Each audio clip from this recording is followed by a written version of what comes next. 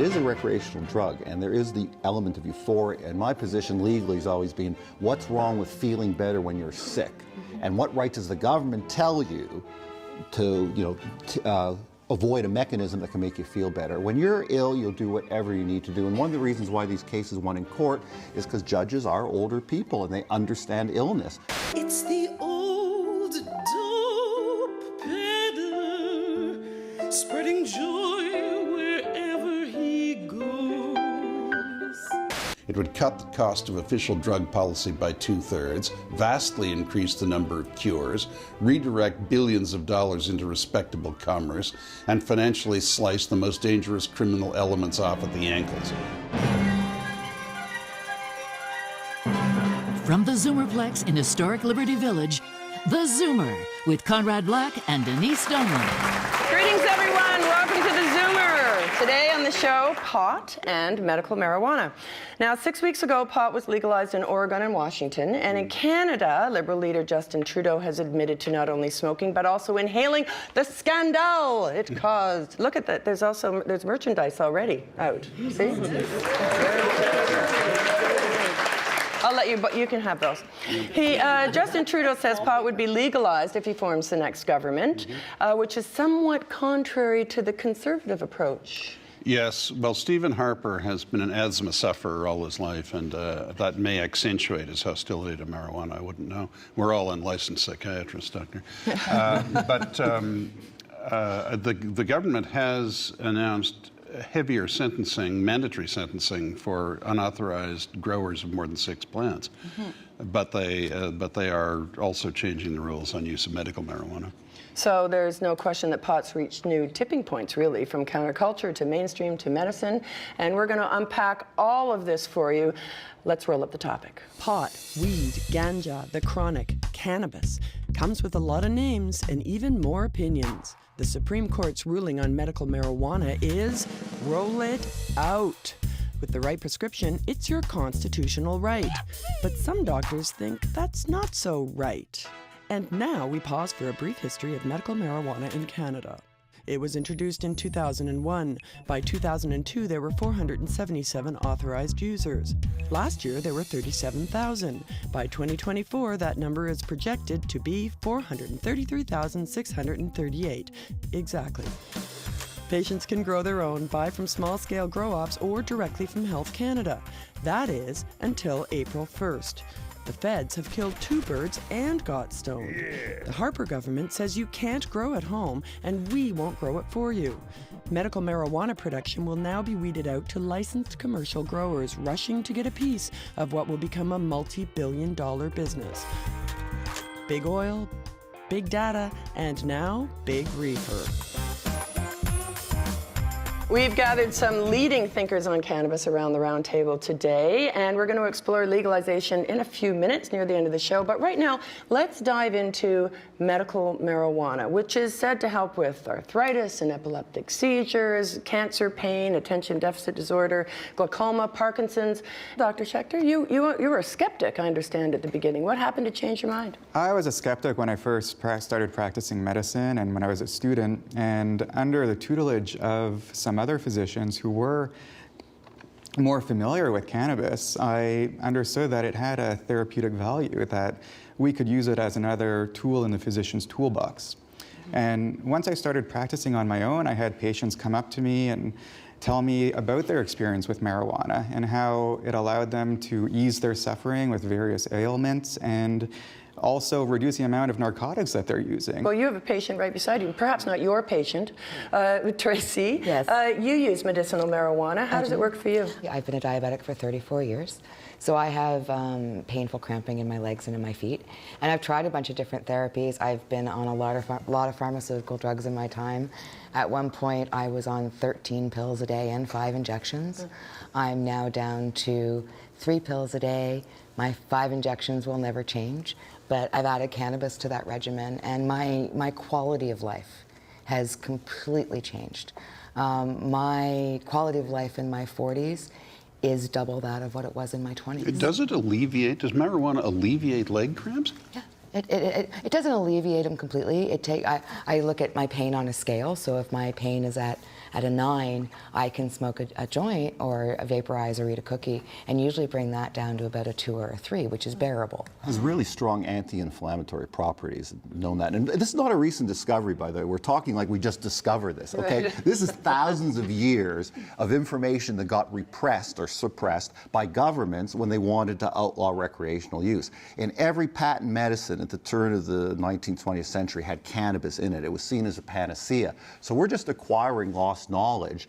And for doctors to say, well, we don't know about it, it's because it really was swept under the carpet for 50, 60 years. What are the dosages like? So the dosages for a typical dose for a medical marijuana user is usually between 1 and 3 grams a day. Tracy, show us what a gram is, because it's been I'm going to have 30 to years eyeball since I this a looked at little a gram. bit, but I would Okay. say that this is probably about a gram. Sarah, what's your story?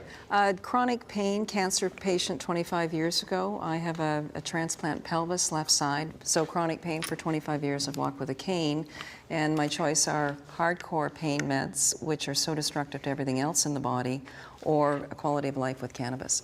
So I use a combination of both, and I really notice the difference when I have to leave the country and rely completely on pharmaceutical drugs.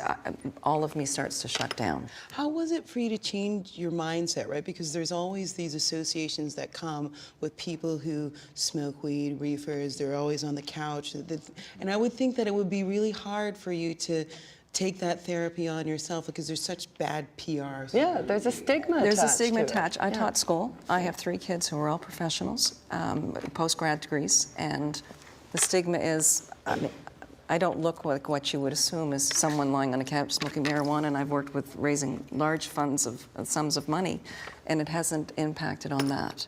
It's allowed me to function and carry on with the day. If you think of pain as being something here that's always in the front of your face, pain meds will actually remove it, so you go on with things that you shouldn't be doing.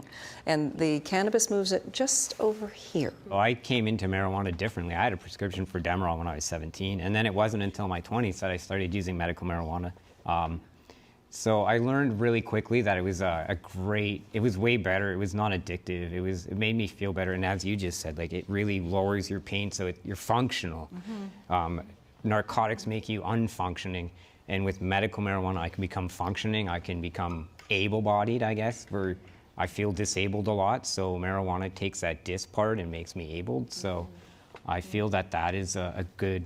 It is. And then when you say dis and able, it's also disease and at ease, the body at ease, and we are not. We are ill at ease. See, everyone wants to talk symptom control, that's important, but you forget, it is a recreational drug, and there is the element of euphoria, and my position legally has always been, what's wrong with feeling better when you're sick? Mm-hmm. And what right does the government tell you to, avoid a mechanism that can make you feel better? When you're ill, you'll do whatever you need to do. And one of the reasons why these cases won in court is because judges are older people and they understand illness.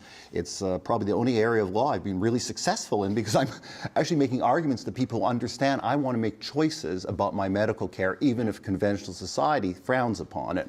So, I mean, there's nothing wrong with being a little bit higher euphoric from the THC. That helps in terms of the therapy also. For some people. For other people, it makes them anxious. Right. Alan, I think this is all your fault, going up there and challenging the Yeah, the chaos is a little bit constitutionality. Is that the law is kind of ahead of what normally would have been medical protocols, I expect. Oh, no question. Yeah. I mean, it's an unapproved drug. There weren't the 4 phases of clinical trials to get drug approval. The one thing we knew is it was working for certain types of symptom control. The mechanism, we weren't clear. Neve, you run a compassion club. What's that all about? So dispensaries or compassion clubs happened as a result of the need for medical marijuana, but there was no functioning program.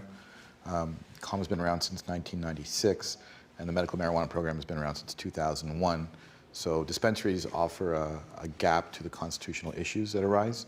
So, but it's kind of it's a gray area, it right? Is a gray area. The police kind of look over here. It's unregulated. Yeah. Right, and we've been saying we need regulations. We need to work within the system so that the most number of people can be helped. Since '96, we've processed almost 4,500 members. 4,500 members. Wow.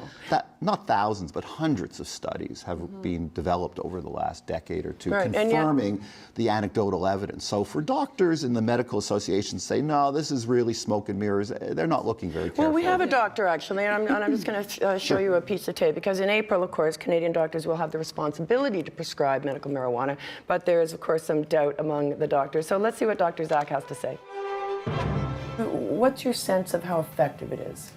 Well, I think it definitely has effectiveness. The question is it better than other medications that we have on the market? And the problem is that we don't have the great studies. There's certainly good evidence for certain things, you know, and I've seen it certainly in cancer patients and HIV patients, people with certain types of pain. From what I read, there's about 40,000 people who are using now medical marijuana, and that it's expected to increase by like tenfold in the next 10 years.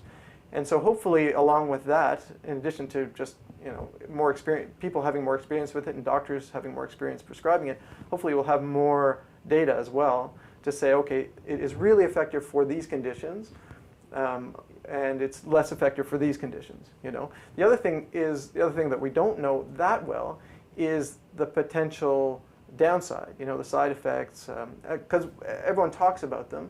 You know, there's all sorts of things that are thrown out there. There's amotivational syndrome, and there's psychosis, and there are other different things. There's different kind of cancers that they've linked with it, but there aren't great studies about it. I really don't like hearing doctors talk about the side effect issue. Billions of dollars was spent to prove marijuana is harmful. They couldn't prove it. When you take any of the pills you may have in your handbags and look at the side effects, you'll be shocked to see what's listed and look at the side effects that have been proven with marijuana. The psychosis thing bugs me too. Because they're all awesome, always talking about cannabis and schizophrenia. Well, if that were true, Canada has a very large community of recreational marijuana users, and we do not have an elevated rate of schizophrenia in this country. It's been consistent. And so, I mean, if you're just looking at the hard data, it doesn't make sense. It just... Well, no drug's been studied more over history, really, than this drug. I mean, there's been more money put behind it. The United States has tried and tried again, and anybody who comes up with positive results, they're removed from the position. We talk about the negatives or the unknown part of cannabis, or what are the side effects. When I was in Israel, I met Dr. Meshulam, who discovered THC and CBD, and you know, as a neophyte, it's like, you know, what's the really bad thing? What do you think about us losing our memories or some of the negativity he heard? And he looked at me and said that it's as important to forget as it is to remember. And he's speaking from Israel, where there's a lot of PTSD, and these are, you know, real things that we should consider in the new cannabis versus what was marijuana or pot before, because this is a medicine, and there are companies that are taking this very seriously, and the safety factor is something that needs to be brought into the new discussion. Right. Well, we're going to get into the nitty-gritty of the new regulations coming into effect on April 1st, so stay with us.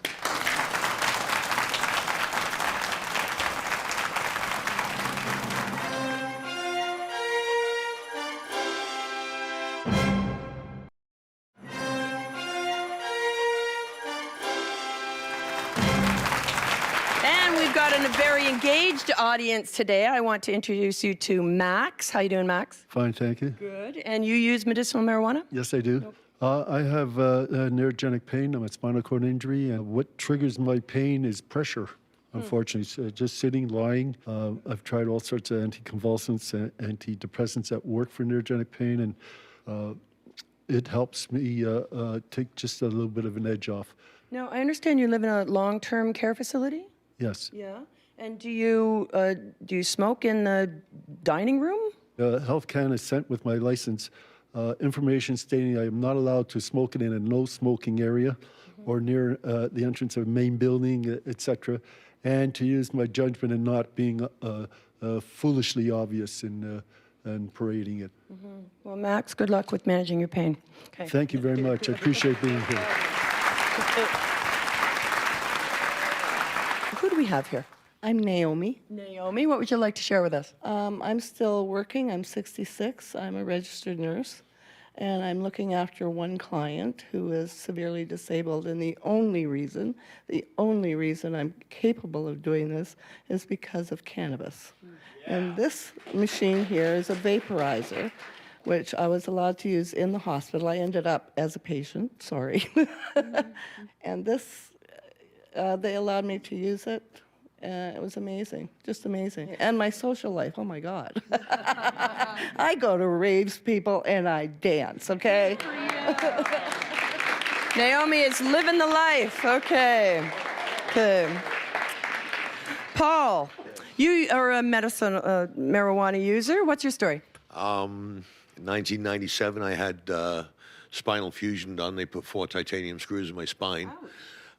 During my recovery, one of the screws snapped and the broken piece is still embedded in my spine.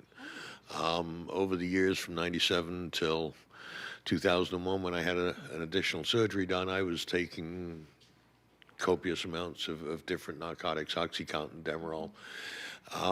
I've smoked marijuana for years. I never knew the medicinal values to it.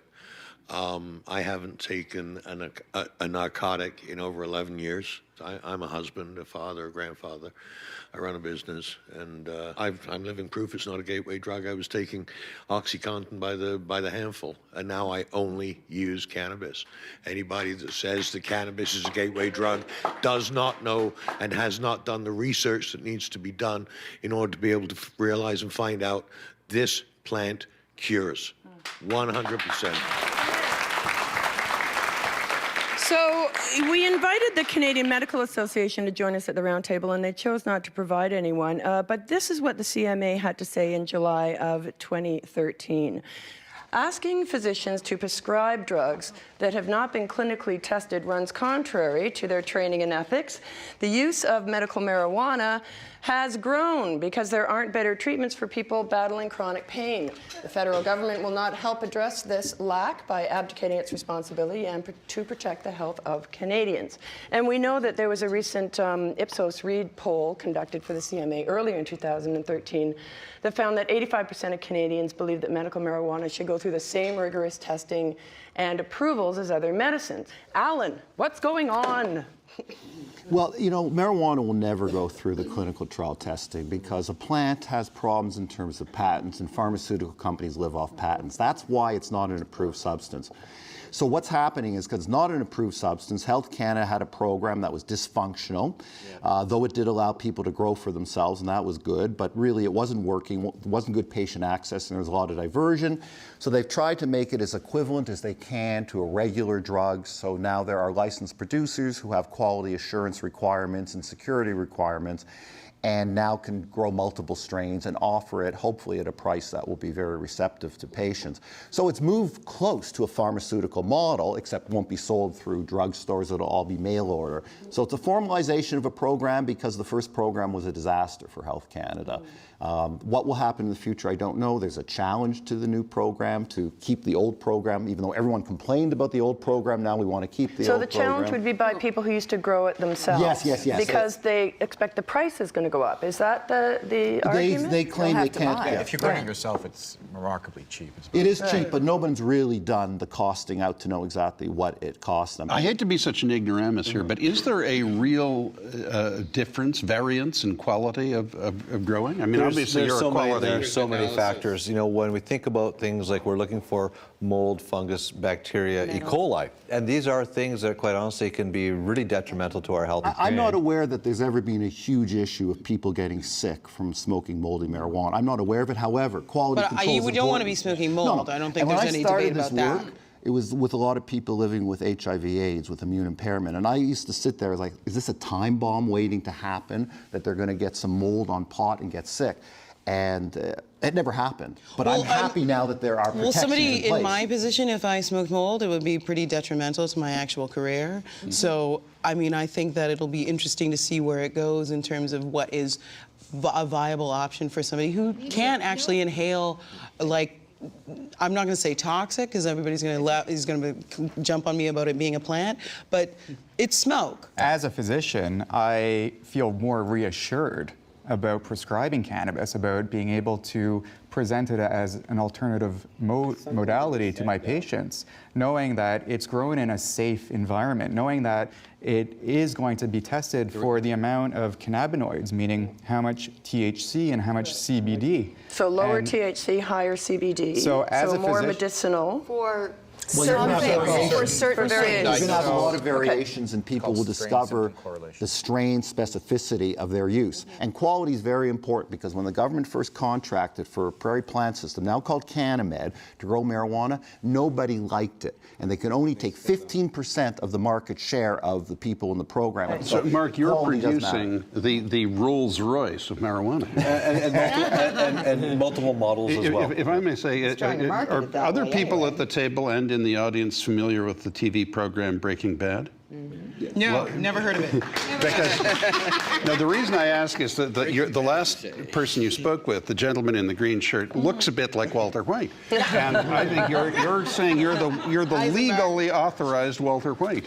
Except that we're not trying to create necessarily something that will give people a high, or we're looking to provide a platform that science can attach themselves to, and we can develop some confidence behind this medicine. But will Tracy say of you, if she gets her product from you, he's a genius, like people said of Walter White? Yeah. It's funny you mentioned that, because the grower that actually grew this strain, he's actually called it Heisenberg. Well, he was a great scientist. But at the same time, I mean, like Denise said at the beginning of the program, you will eventually have to follow the money, because there will be branding. You will feel like you're paying for packaging. That's the way it's going. Well, we're going to talk about legalization in a minute, Okay. but I just want to sort of get two things down for us right now. So the impact on doctors, on users, on businesses, big businesses, and this is going to put you out of business, perhaps. Could very well. Right. If the program works. So are you feeling happy about the new legislation? Well, it's a bit of a mixed bag. The program has to work, and it has to work for all Canadians. And right now, I believe Peace Naturals is no longer, or that you have a cap on how many people you can take in. Well, we haven't. A self-imposed cap. He's sold out on a lot of products. We've been. The numbers are higher than what we know and what we expected, but there's also that people buying maximum amounts because there's a fear factor. There aren't other people out there. That being said, no, we still are taking on clients, and we do have great inventory now, because a number of designated growers, recognizing they're not getting into the system, if their plants can pass QA, we're able to purchase them, which has really taken our inventory levels way up. So the question is, will the 6 licensees or 7 licensees, or how many, 8 now, it's growing by the day, be able to supply those 40,000 units and growing, particularly if the new legislation means you can't grow your own? Sarah, do you grow your own, or is that going to be a problem for you? I do. I do, and I have for years, and I've been a license holder since 2005. So for me, this changes drastically access. And I watched an interview with a fellow who's an MS patient, 3 children, he's 40, and he was saying his bill, should he have to buy it, will be about $35,000 a year. To invest in plants enough to provide your medicine for a year is nominal. We came out recognizing this is a significant factor, and if you are on disability, we will subsidize your medicine for 50%. Otherwise, I think it will drive it the other way, and you may have producers outside of the legal thing, right? That's why they're changing. Because the market will drive your price. At the lowest price I've heard. Tracy? I mean, I already pay for my insulin, my syringes, my blood test strips. It already costs me as a diabetic $800 a month to breathe. That. Now my cannabis costs, even at the lowest price at $4 a gram, which is what I heard from Tweed Inc., is an additional $420 a month. So I understand the legislation that you'll be able to grow dried marijuana only. So not tinctures, not creams, not cookies, not. And Health Canada recommends eating cannabis, even though they don't allow us Alan, to why is that a stipulation, given that... They're afraid of their own shadow, that's all. That will change. You know, it was the same thing when they legalized gambling. They kept dice games, craps away. They said that's too dangerous. So the casinos freaked out, and after 3 years, they lobbied the government. So this program will eventually move to derivatives and tinctures and edibles, because Health Canada has a very strong non-smoking policy. So they're going to have to wake up and understand this. I have a very non-smoking policy. A lot of people do. I can't actually smoke and no do question. my job. Well, and also the hospitals. How do you bring this medicine into a hospital in a different formulation? The last surgery I had, at Mount Sinai allowed me to use edibles. They kept it locked up with their other drugs, and at the end of my stay, they said I used much less morphine because synergistically they work together. One will boost the other, so you can bring your morphine down. But that was edibles. Lockbox, double key, 2 nurses bringing it to me. It was ridiculous. Stay with us more on the question of legalizing marijuana in Canada.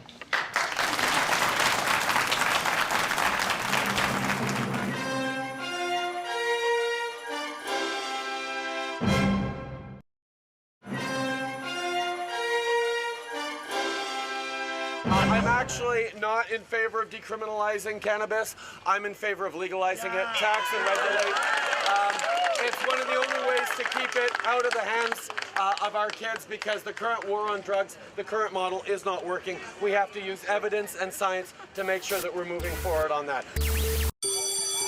There's so much I worry about as a mom. Justin Trudeau's plan to make marijuana legal certainly doesn't help. Imagine making it available just like alcohol and cigarettes. He's sending the message that recreational drug use is okay. That's the last thing I want my kids to think. And making it easier for kids to get? Doesn't sound like Justin Trudeau has the kind of judgment we need in a prime minister. So there you go. That's very two different views. Conrad, what do you think? Is Stephen Harper playing little political suicide here by going after Trudeau?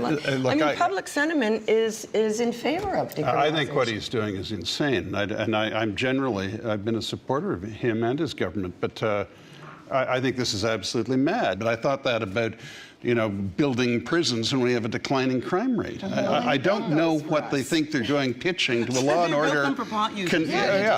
Build and they will come. Yeah. Keep in mind that Stephen Harper has done more for cannabis than any other prime minister. This is possible, but he's made it accessible. It's now, if you're sick, you can get access to it. It's now generally easy. The plan is to make it generally affordable.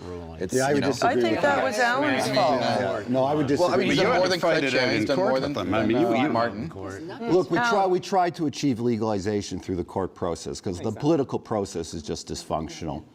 And the bottom line is, I worked really hard for about 15 years on this, and it's funny, now I've stopped working on it. They're going to change. Once Harper's gone, they're going to change. Look, when the great gulag down south is legalizing, and they were the big impediment to the Liberal government changing the law, we know this is going to happen. Now, Harper's boxed himself in. He's made too many negative comments about not liking Lucy in the Sky with Diamonds and all that stuff. So he can't change it without looking foolish. But the next person stepping in, looking at $11 billion in revenue for a product that has not injured Canadian society, it's a done deal. There goes the deficit. So, but Mark, you in the strictly medicinal marijuana world sort of pull apart from the whole legalization movement, right? No, not at all. No? I think that there's an evolution. So us as the first commercial producers, we deal with medicinal, and part of medicinal is harm reduction. And there's also potential people have deficiencies, so they may not have cancer, and they're dealing with trying to stimulate appetite, but the maybe PTSD, and there's greater need for them to have access to. The future of recreational decriminalization or legalization, there still will need to be some controls until we have the proof and evidence that it's not going to harm kids, that there aren't going to be further abuses. But it doesn't mean that heavy regulation like there is now, but there will be a new form where we control on some level the efficacy, the cleanliness, the standards that are in place now, and also where they're sold and how they're sold. But will there always be You're going to run for mayor. Is this part of your platform? The response for Colorado and Washington, a 20% increase at the polls just because of marijuana was on the ballot. Right. And that's my thinking, that because marijuana was on the ballot, more people came out. So if a marijuana person was promoting civic ideas that people who would be in marijuana would vote for that guy. Right. I understand in Denver there's more dispensaries now than Starbucks. That's California, true. Yeah, that's California, true. that's always been true. Yeah. There's Wow. actually more medical marijuana dispensaries in the state of California. The biggest not cash medical. crop in California by far. In Denver, that's 21 and up. Anybody over the age of 21 and older in Colorado can buy marijuana. Conrad, when and I hate to be personal here, but I'm going to ask you a question about prison. When there's a whole drug mule, like people in prison can still get what they're after. How does that work? The fact is you can get what you want in an American prison, and it all comes in through the correctional officers. But you referred to the American Gulag. I mean, the United States is a great nation, but its justice system is absolutely abominable. And when I was a guest of the people of the United States prior to being released, when the U.S. Supreme Court concluded that the statute under which I was prosecuted was unconstitutional, a decision they'd come to before, by the way, but the Congress ignored it. One of the things I discovered was that they occasionally managed to get a big drug dealer extradited from a Latin American country just by putting the muscle on that country. And what happens is they have a thing called the Section 35 where they say, all right, the organization goes around and finds some peasant or fisherman or something and says, look, we'll give you $50,000, we'll take care of your family, and you are going to drive a boat or a truck into a drug bust. You won't be hurt. You'll be sent to 6 years in a medium or low security American prison. Frankly, it's more comfortable living than what you have now, and we'll take care of you. Don't worry about it. And then the prominent person gets a 5-year reduction in sentence, and there's a decent interval, and he does it again. It's a scam. Like every aspect of the war on drugs, it is a scam. When I was there, I met everyone from the former Don of the Genovese family down to a guy who stole airplanes to be used for importing drugs. When I asked him once at the lunch table, what's your occupation when you're not here? He said, I steal planes. I mean, just like, you're saying I'm... I sell shoes. And down to people who aren't users at all, who were driving a truck full of marijuana, and they were caught, and they were sentenced to 10 years in prison. It is a complete fraud. I'm particularly interested in the law and order thing. I mean, my dad was a detective sergeant, so when I heard the police chief say that, give him a ticket instead of arresting, if a person has 30 grams or less. I mean, they say not to legalize it, but... Well, how can the chiefs of police be talking about recreational use when we haven't decriminalized or legalized yet? How can they be talking The police hate the law. that? They hate enforcing this law. They hate screwing up young people, okay? But they don't want to give up the law because they get millions of dollars in a budget to enforce the drug law, and 70% of drug law enforcement is cannabis, not cocaine and heroin. Yep. So they talk out of both sides of their mouth. They want to get rid of the law because they don't like it, but they sure want the money that goes with it. The budget in Canada for drug enforcement, I believe, I think it's probably an old stat, was, I believe I heard back in the day, it was like $500 million. But $400 million of that goes to cannabis. Right. Which means leaves 1/5 to go to crack, cocaine, and all those other harmful drugs, but 4/5 of that budget in Canada is going to cannabis. We're going to have some more on that when we come back in just a minute.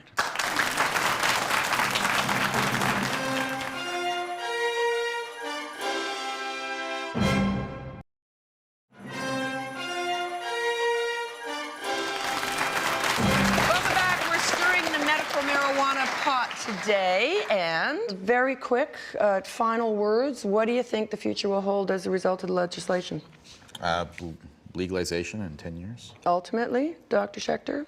Physician discomfort, but hopefully ultimate acceptance as a tool in our toolbox. Trace?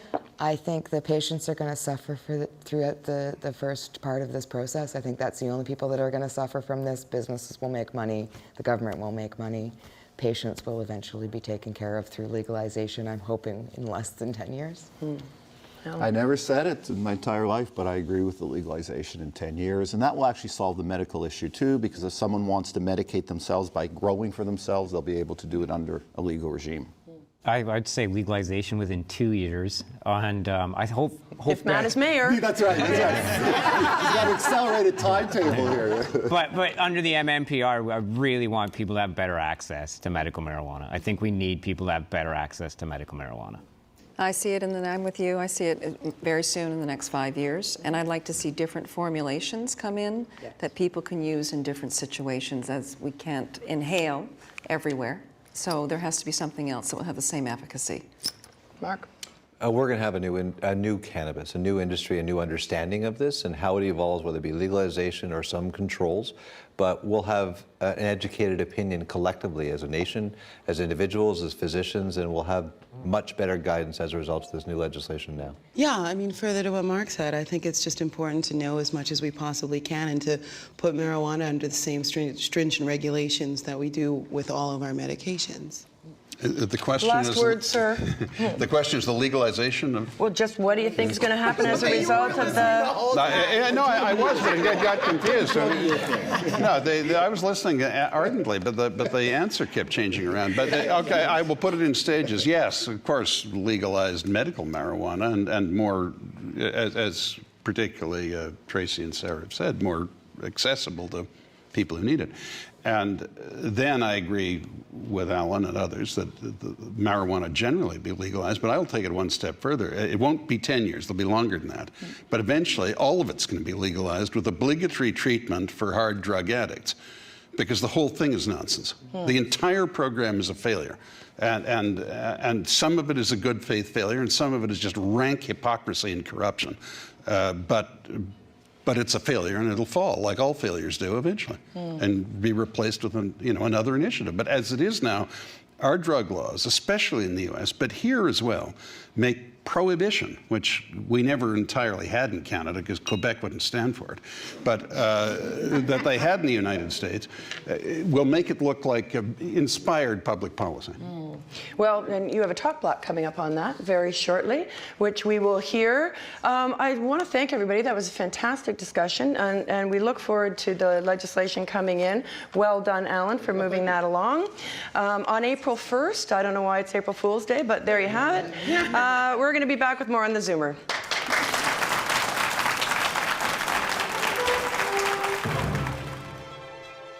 That today's young innocent faces will be tomorrow's clientele.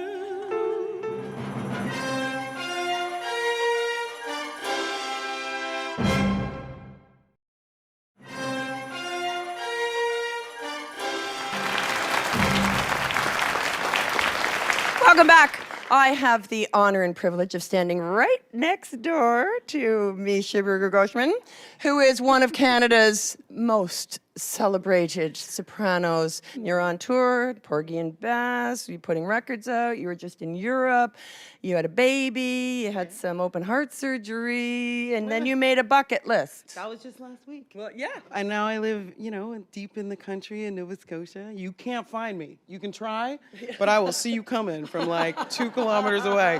And you have spies, right? I have spies. They're called the squirrels are my spies. Yeah, right. So yeah, no, it's been good. And my little boy, Shepherd, is the most perfectest, most beautiful piece of, I just want to eat him every single day. And no mother has ever said that before. No, he's literally the best baby ever. Well, what are you going to play for us now? Topher and I are going to sing a little surprise for a topical surprise. All right then. Ladies and gentlemen, please welcome the fabulous Measha Brueggergosman. This is a little gem that I feel is quite appropriate given the subject matter. When the shades of night are falling, comes a fellow everyone knows. It's the old dope peddler, spreading joy wherever he goes. Every evening you will find him around your neighborhood. It's the old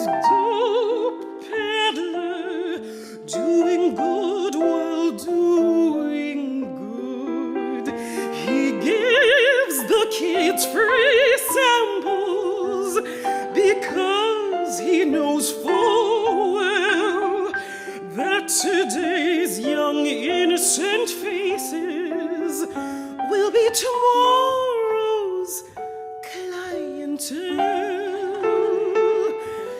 Here's a cure for all your problems. Here's a good thing for your ills.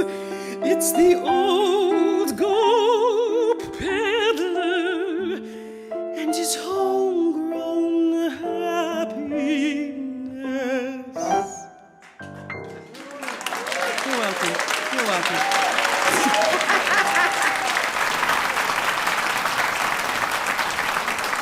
Topher McShevsky, ladies and gentlemen.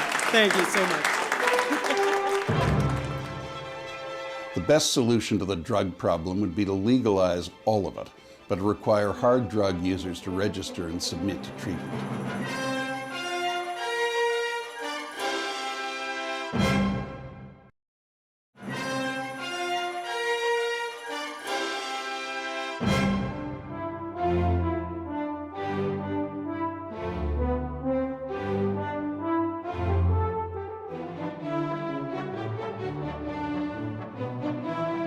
The government's announced hardening of the legal penalties for marijuana use and sale are a disappointment, though not a surprise.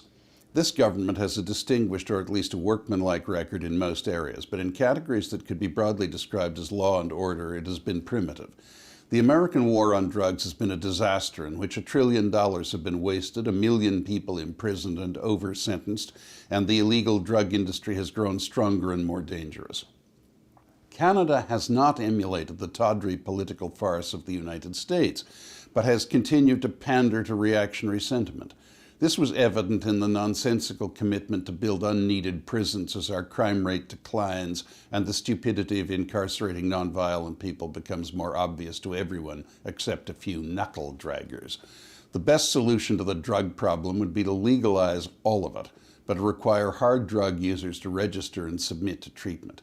It would cut the cost of official drug policy by 2/3, vastly increase the number of cures, redirect billions of dollars into respectable commerce, and financially slice the most dangerous criminal elements off at the ankles. It may be that marijuana is, as the criminalizers never cease to claim, the gateway drug. But the barbarians have torn down the gate and the whole fortification and are at loose in our midst, enriching the world's most violent criminal elements with scores of billions of dollars every year. Marijuana is one of the leading cash crops in the western U.S. states and British Columbia, and more than 50% of Americans and nearly as many Canadians have used it. As in most public policy areas, what is needed is a little original thinking.